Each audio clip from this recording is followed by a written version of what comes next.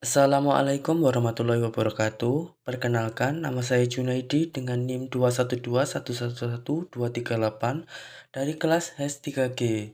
Nah, pada kali ini saya akan membahas tentang siasah dusturiah. Nah, siasah dusturiah itu adalah hubungan antara pemimpin di suatu pihak dan rakyatnya dari pihak lain serta kelembagaan-kelembagaan yang ada di dalam masyarakat. Sudah tentu, ruang lingkup pembahasannya itu sangat luas. Oleh karena itu, dalam fikih Dusturiah biasanya dibatasi hanya membahas pengaturan dan perundang-undangan yang dituntun oleh ikhwal kenegaraan dari segi kesesuaian dengan prinsip-prinsip agama dan merupakan realisasi kemaslahatan manusia serta memenuhi kebutuhannya.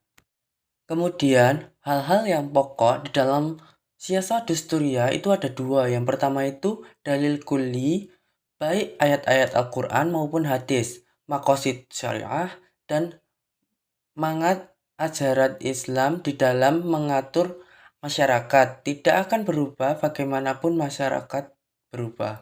Karena dalil-dalil kulli menjadi unsur dinamisator atau pendinamis dalam mengubah masyarakat.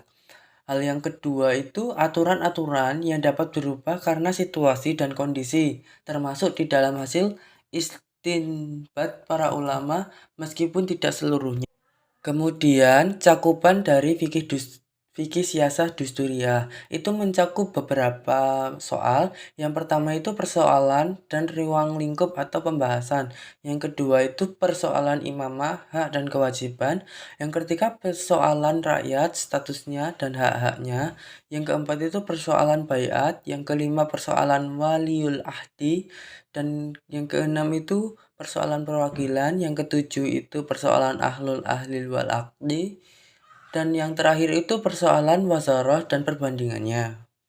Nah, menurut penjelasan tadi, fikih siasat dusturiah dapat disimpulkan sebagai hukum yang mengatur hubungan antara warga negara dengan lembaga negara yang satu dengan warga negara yang lain dalam batas-batas administrasi suatu negara. Di dalamnya mencakup pengangkatan imam, hukum pengangkatan imam, syarat ahlul ahli wal ahli, syarat imam pemberhentian imam, persoalan baiat, dan persoalan hujarah atau kementerian.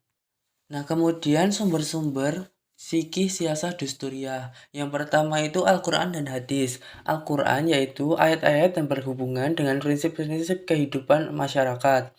Hadis itu hadis-hadis yang berhubungan dengan imamah dan kebijaksanaan Rasulullah dalam menerapkan hukum di negeri Arab.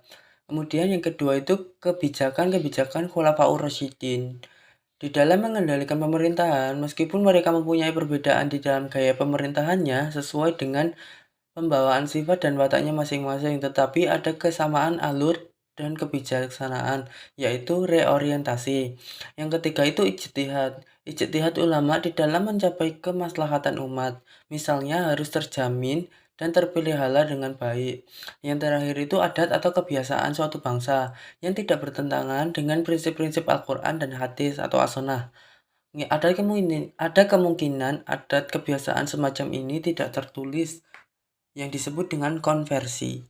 Sekian penjelasan dari saya. Apabila ada salah kata, saya mohon maaf. Wassalamualaikum warahmatullahi wabarakatuh.